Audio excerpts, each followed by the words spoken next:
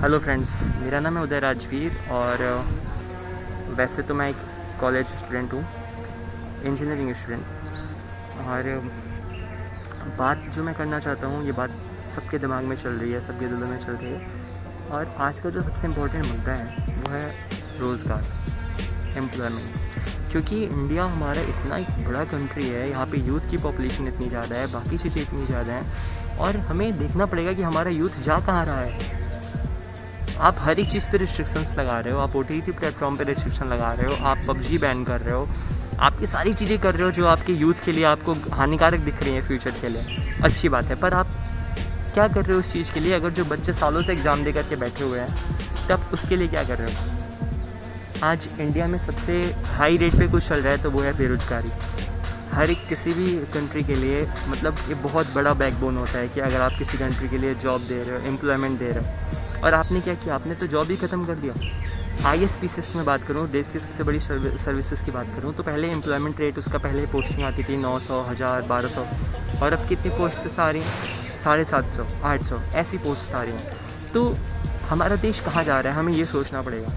और मैं एक बड़ी सिविल सर्विस की बात नहीं कर रहा हूँ, आप किसी भी चीज़ को देख लो। अभी तक मैं कुछ नहीं बोल रहा था क्योंकि मैं भी फ्लो में बहता जा रहा था कि हाँ ठीक है, गवर्नमेंट अच्छा काम कर रही है, ये वो। पर मैं पिछले कुछ सालों से देख रहा हूँ गवर्नमेंट की जो पॉलिसीज़ हैं, वो ऐसी पॉलिसीज़ वो बना रहे हैं जिसका कोई मतलब नहीं है। आप चाहे वो किसानों को लेकर के बात कर लो, स्टूडेंट्स को लेकर के बात कर लो, या फिर नॉर्मल आप प्राइवेटाइजेशन की बात करो, तो मुझे समझ में नहीं आ रहा है कि ये गवर्नमेंट करना क्या चाहती है और कहना क्या चाहती है। हम एक कृषि प्रधान देश हैं पहले से, हमारे यहाँ कृषि मतलब सबसे ज़्यादा पैमाने पर कृषि होती है। पर अभी अगर हम देखें तो भारत का जो युवा है उसकी तादाद वैसे बहुत ज़्यादा है, 125 करोड़ लोग यहाँ पे रहते हैं, और उसमें कितने परसेंट युवा है ये आपको भी पता है। और आज की सबसे बड़ी परेशानी क्या है, वो है अनएम्प्लॉयमेंट, क्योंकि रोज़गार है ही नहीं। भारत जैसे बड़े देश में रोज़गार है नहीं। मुझे पता है आप में कुछ बुद्धिजीवी होंगे, वो कहेंगे कि काबिलियत हो तो रोज़गार बिल्कुल मिल जाता है। हाँ, काबिलियत, मैं आपके लिए एग्जांपल पेश करता हूँ।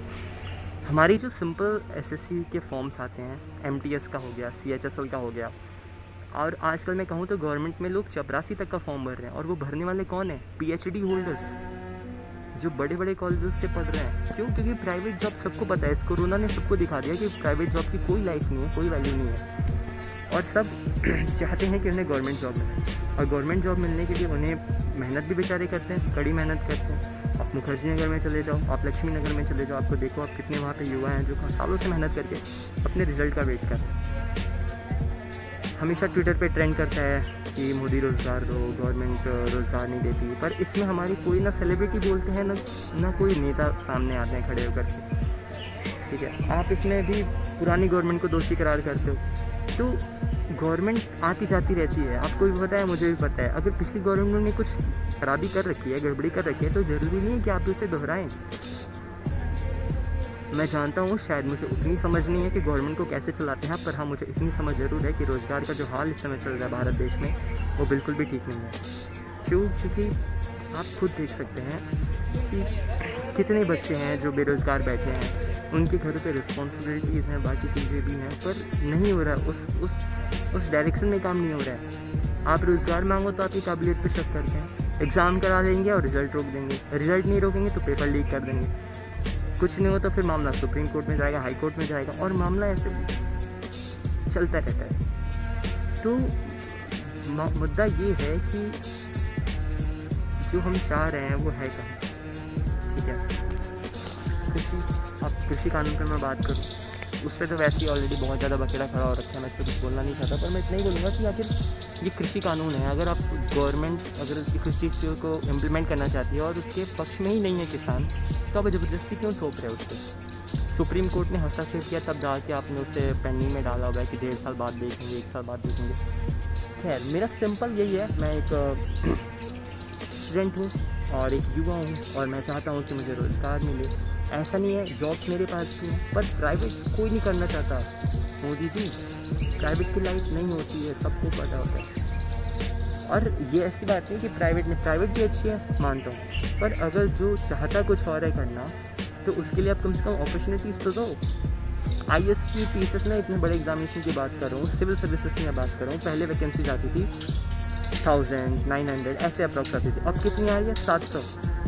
2014 से लेकर के 2020 तक के अगर हम आंकड़े देखें, बाकी सब आपने सबने छुपाई दे रखे हैं, आरटीआई भी ख़त्म कर दिया, पर फिर भी जो आंकड़े अभी मौजूद हैं इंटरनेट पे पड़े हुए हैं, तो उस पर भी अगर देखा जाए तो रोज़गार है ही नहीं, आप वैकेंसीज कम कर रहे हो।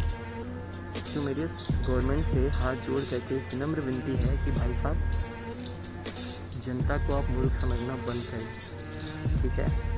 सत्ता आती जाती रहती है, आज आप हैं, कल कोई और होगा, वो काम नहीं करेंगे तो वो भी जाएंगे, फिर आपको शायद सीख मिलेगी तो आप फिर कुछ वापस आएंगे। पर अब जनता जाग चुकी है। क्यों जाग चुकी है? क्योंकि पहले के ज़माने की तरह नहीं है अब जनता अवेयर है।